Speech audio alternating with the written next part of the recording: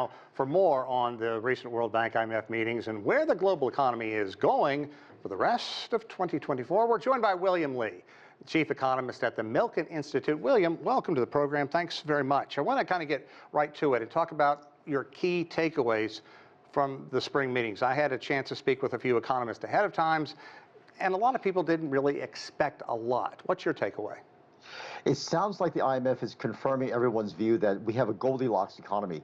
We're getting a soft landing. We're starting to tame inflation. It's dropped from 9% down to closer to 3%. We hope it's going to go toward 2% by the end of 2025.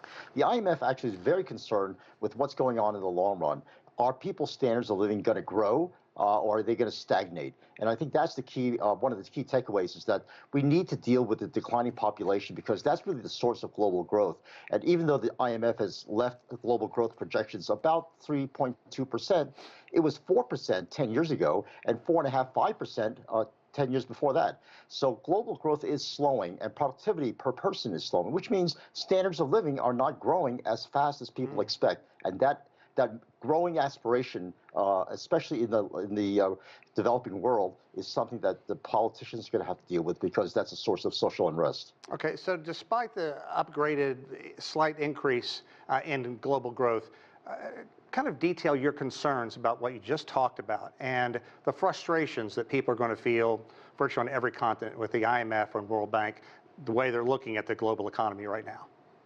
Well, I think some people are going to be very surprised to hear that the IMF's estimate of the tensions between the United States and China will only lower growth maybe about a tenth or so, a tenth of a percentage point, which sounds awfully small. But what we know is that the fallout from the kind of tensions that we have globally is the fear of fragmentation, that we will start to isolate countries into pockets. And that is going to really hold back the ability to share progress, share information, share knowledge. And the holding back of migration around the world, the immigration problems the United States is facing and other countries are facing, that also cuts off a source of productivity growth as the best and the brightest find their way to make use of their skills around the world. So these are the concerns, I think, globally that the IMF has talked about now much more aggressively than ever before. And of course, there's a perennial problem of how do we fund this stuff? And if the government deficits are getting higher and higher, it's crowding out private investment, which is the source of the productivity growth that we're all looking forward to. Wow, let's talk more about that. If it does crowd out that private investment, I mean, does this leave everything on the backs of the government? Well, it leaves the possibility of getting enough capital to fund the progress that we need and fund the investments that we need on the backs of government to not use up all of our money. And I think one of the problems the government is facing is that they're saying, well, we got to provide all these services to people, and so we need to have spending in order to redistribute income from the rich to the poor. And I think the counterpoint to that is, well, if you let the poor get good jobs and have higher incomes, they will be able to bootstrap themselves quite effectively and quite rapidly because, as you all know, the government programs have a lot of waste built into them, and no one spends their money as well as the people themselves. Yeah, that's absolutely true. Also, to paraphrase the chair of the IMF, clearly the legacy of the 2020s are in the crosshairs. Will it be tepid? Will it be turbulent? Or will this be a time that the world can kind of refocus and make this a more prosperous decade? So what about the global policy agenda, rebuilding these fiscal buffers and reviving growth prospects? That's absolutely the key question, Sean. The IMF right now has been telling every country around the world for the last 10 years, get your house in order. Get rid of some of these wasteful programs. Focus your spending on the things that could help your people. And of course, the reply to that is, well, that's everyone's doing that. The other countries are the ones with the wasteful programs, not me.